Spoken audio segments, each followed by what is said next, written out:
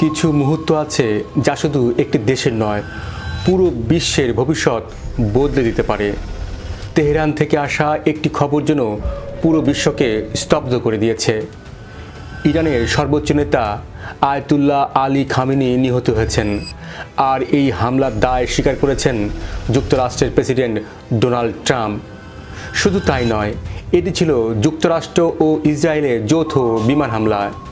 এটি কি শুধু একটি সামরিক অভিযান, নাকি এটি ট্রাম্পের রাজনৈতিক বাঁচা মরার লড়াই, নাকি এর মধ্য দিয়ে শুরু হতে যাচ্ছে মধ্যপ্রাচ্যের নতুন যুদ্ধ?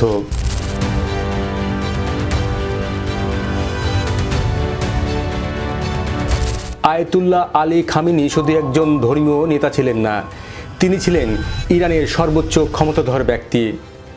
ইরানের প্রেসিডেন্ট আছে, সরকার আছে, কিন্তু চূড়ান্ত সিদ্ধান্ত ছিল খামেনির হাতে। সেনাবাহিনী, বিচার ব্যবস্থা, গোয়েন্দা সংস্থা, সব কিছুর সর্বোচ্চ নিয়ন্ত্রণ ছিল তার কাছে। 1989 সালে তিনি ইরানের সর্বোচ্চ নেতা হন। তারপর থেকে তিনি ইরানকে পরিচালনা করেছেন এক কঠোর ইসলামী বিপ্লবী রাষ্ট্র হিসাবে। যুক্তরাষ্ট্র ও ইসরায়েলের বিরুদ্ধে তার অবস্থান ছিল অত্যন্ত কঠোর। তিনি বারবার বলেছেন আমেরিকা ইরানের সবচেয়ে বড় শত্রু। এই অবস্থানই তাকে যুক্তরাষ্ট্র ও ইসরায়েলের প্রধান টার্গেটে পরিণত করেছিল। শনিবার ভোরে তেহরানের একটি উচ্চ নিরাপত্তা এলাকায় বিমান হামলা চালানো হয়। এই এলাকাতেই ছিল খামেনির ব্যক্তিগত কম্পাউন্ড। যুক্তরাষ্ট্র ও ইসরায়েলের যৌথ বিমান হামলায় পুরো কম্পাউন্ড ধ্বংস হয়ে যায়। কিছুক্ষণের মধ্যেই যুক্তরাষ্ট্রের প্রেসিডেন্ট ডোনাল্ড ট্রাম্প ঘোষণা করেন খামেনি নিহত হয়েছেন। পরে ইরানের রাষ্ট্রীয় গণমাধ্যমে তা নিশ্চিত করে। এটি শুধু একটি সামরিক অভিযান ছিল না, এটি ছিল একটি লক্ষ্যভিত্তিক হত্যাকাণ্ড, যার উদ্দেশ্য ছিল ইরানের সবচেয়ে গুরুত্বপূর্ণ ব্যক্তিকে সরিয়ে দেওয়া। কিন্তু এখন বড় প্রশ্ন, এত বড় ঝুঁকি নিয়ে যুক্তরাষ্ট্র কেন এই হামলা চালালো? কারণ বাস্তবতা হলো, বর্তমানে ইরান আগের যে কোনো সময়ের তুলনায় দুর্বল। দশকের পর দশক ধরে যুক্তরাষ্ট্রের নিষেধাজ্ঞা ইরানের অর্থনীতি ধ্বংস করে দিয়েছে। দেশে ব্যাপক বিক্ষোভ হয়েছে, মানুষ সরকারের বিরুদ্ধে রাস্তায় নেমেছে। তার উপর গত বছর যুক্তরাষ্ট্র ও ইসরায়েলের হামলায় ইরানের প্রতিরক্ষা ব্যবস্থাও ক্ষতিগ্রস্ত হয়েছিল। অর্থাৎ এখনই ছিল সবচেয়ে সুবিধাজনক সময়। এখানেই আরেকটি গুরুত্বপূর্ণ বিষয় আছে। ডোনাল্ড ট্রাম্প বর্তমানে নিজ দেশেই বড় রাজনৈতিক চাপে আছেন। তার জনপ্রিয়তা কমেছে।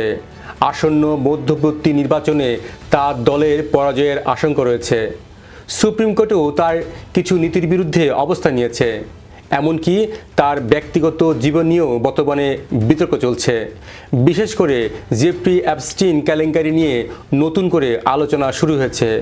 ইতিহাস বলছে, এমন পরিস্থিতিতে অনেক সময় রাজনৈতিক নেতারা বিদেশে যুদ্ধ শুরু করে নিজেদের অবস্থান শক্ত করার চেষ্টা করে। রাজনীতিতে একটি পরিচিত ধারণা আছে, তা হলো রাজনৈতিকভাবে বাঁচার যুদ্ধ, অর্থাৎ নিজ দেশের অভ্যন্তরীণ সংকট থেকে মানুষের মনোযোগ সরাতে বিদেশে যুদ্ধ শুরু করা। কারণ যুদ্ধের সময় মানুষ সাধারণত সরকারের পাশে দাঁড়ায়, জাতীয়তাবাদ বৃদ্ধি পায়, সমালোচনা কমে যায়, প্রেসিডেন্ট শক্তিশালী নেতা হিসেবে উপস্থাপিত হন। ট্রাম্প হয়তো সেই পথেই হাঁটছেন। যদিও ট্রাম্পের এই সিদ্ধান্ত অত্যন্ত ঝুঁকিপূর্ণ, কারণ ইরান কোনো ছোট দেশ নয়। ইরানের রয়েছে মধ্যপ্রাচ্যের সবচেয়ে বড় সেনাবাহিনী, শক্তিশালী ক্ষেপণাস্ত্র ব্যবস্থা, এবং মধ্যপ্রাচ্য জুড়ে রয়েছে তাদের মিত্র এবং প্রক্সি বাহিনী, হিজবুল্লাহ, হামাস, হুতি বিদ্রোহী, ইরাকের মিলিশিয়া। এই সব গ্রুপ ইরানের হয়ে প্রতিশোধ নিতে পারে। অর্থাৎ এই সংঘাত শুধু ইরানে সীমাবদ্ধ থাকবে না, এটি ছড়িয়ে পড়তে পারে পুরো মধ্যপ্রাচ্যে। ইতিহাস বলছে, শুধু বিমান হামলা দিয়ে কোনো দেশের শাসন ব্যবস্থা ধ্বংস করা কঠিন। ইরাক, আফগানিস্তান, লিবিয়া সব জায়গায় আমরা তা দেখেছি। বরং অনেক সময় এর ফলে আরও বড় যুদ্ধ শুরু হয়েছে। ইরানেও একই ঘটনা ঘটতে পারে, কারণ এখন এটি শুধু সামরিক সংঘাত নয়, এটি ইরানের অস্তিত্বের প্রশ্ন। তাহলে ইরান এখন কোন পথে হাঁটতে পারে? এখন ইরানের সামনে তিনটি সম্ভাব্য পথ আছে।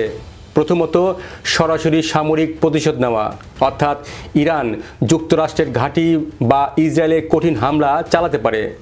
দ্বিতীয়ত, প্রক্সি যুদ্ধ, ইরান তাদের মিত্রদের দিয়ে হামলা করতে পারে। তৃতীয়ত, পারমাণবিক কর্মসূচি দ্রুত এগিয়ে নেওয়া, যদিও এটি সবচেয়ে বিপজ্জনক সম্ভাবনা। যুক্তরাষ্ট্র ও ইসরায়েলের এই হামলার ফলে বিশ্ব এখন অত্যন্ত বিপজ্জনক অবস্থায় দাঁড়িয়ে আছে, কারণ ইরান প্রতিশোধ নিলে যুক্তরাষ্ট্র আবার পাল্টা হামলা করবে, আর এভাবেই শুরু হতে পারে পূর্ণাঙ্গ যুদ্ধ, যার প্রভাব পড়বে তেলের দামে, বিশ্ব অর্থনীতিতে এবং বৈশ্বিক নিরাপত্তায়। তাহলে নিজের ক্ষমতা টিকিয়ে রাখতে কি ট্রাম্প তার সবচেয়ে বড় জুয়া খেলেছেন? ডোনাল্ড ট্রাম্প একটি সিদ্ধান্ত নিয়েছেন যা তার রাজনৈতিক ভবিষ্যৎ নির্ধারণ করতে পারে।